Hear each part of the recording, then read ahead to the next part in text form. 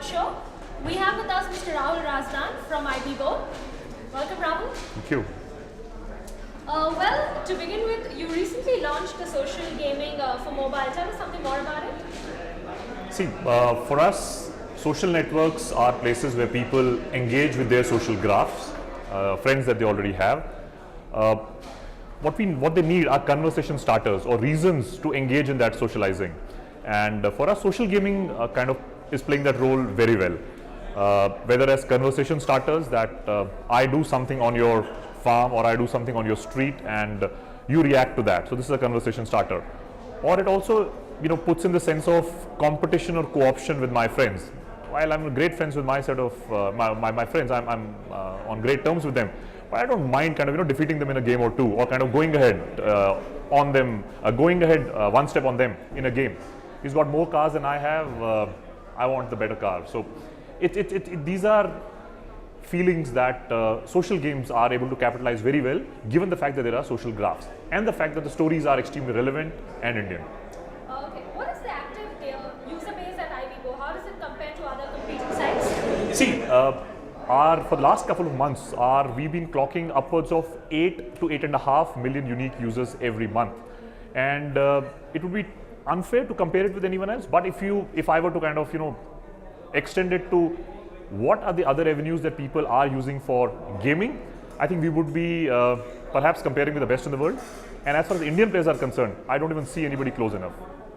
Interesting. Earlier you relied on talent hunt contests and now social gaming. So which strategy has worked for you better and which why?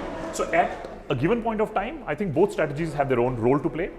Talent worked brilliantly for us at a time when we were trying to identify the fulfillment that IBBO as a platform could give to the Indian internet audience at large.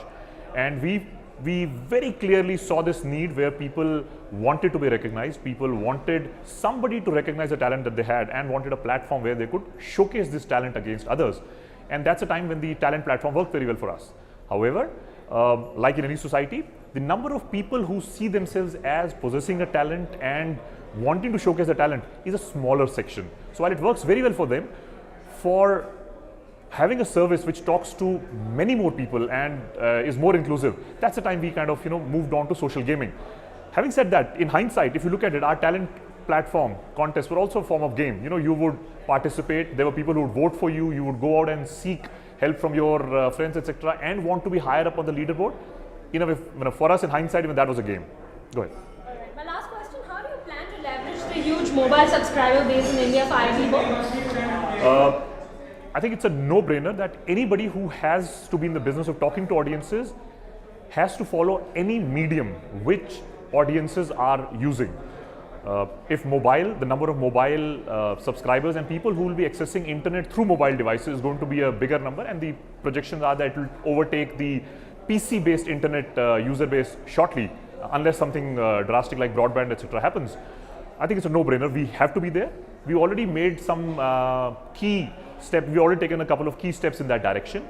Our social games are available on the PC, and the same game is available on mobile for people who want to play. There are some games that we've launched only on mobiles.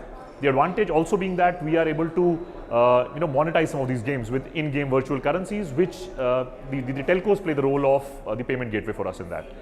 Thank you so much, Rahul. Thank you.